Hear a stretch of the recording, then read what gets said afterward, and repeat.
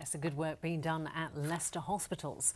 Now, ever since the British Armed Forces have been airborne, people of African and Caribbean heritage have been flying with them.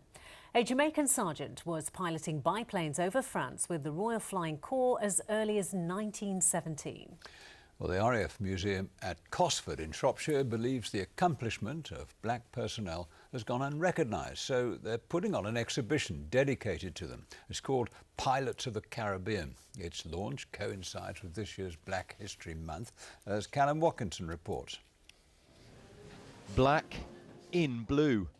The Royal Air Force Museum in Cosford is marking Black History Month with a new exhibition telling the story of the thousands of black people who have served in the RAF. I was in for 36 years, man and boy, serving Her Majesty. I did my first year in Northern Ireland as a young 18-year-old. I traveled all the continents. It was really a very good education in terms of learning about other people, the way they live, what they achieve.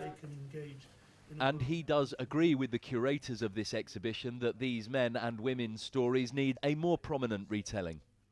I actually go out in the community now on a regular basis. And even my own black people are saying, one said to me last week, I didn't know black people had medals like you've got on your chest. How did you get those? Yeah. Somebody else said to me, I thought the poppy was just for the white man. I didn't know it was for the black man. So education is needed.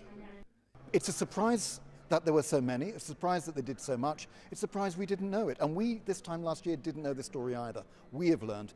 One of the things we have learned, and we've been delighted to discover, is how progressive the Royal Air Force was in the 1940s, decades before legislation was in place in the workplace in civil life. Arrivals at Tilbury.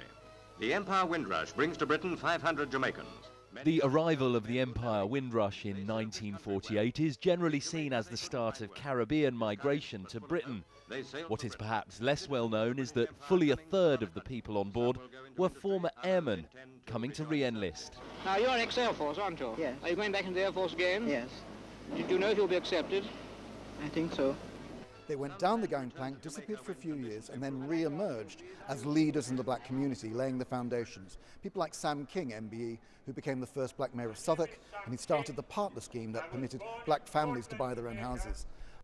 And some returned to their countries of origin to achieve great things there.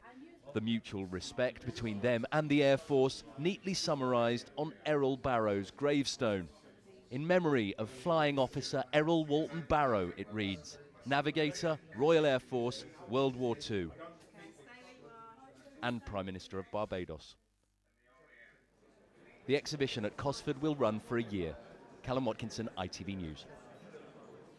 Fascinating exhibition, and I love the name of it, Pilots of the Caribbean. It's very clever, very isn't catchy. It? Yeah. I like the way they've got all, for that last man that we heard about, they've got the Prime Minister bit right at the end. That comes after the RAF. Yes. Just shows, doesn't it? Yeah. Now,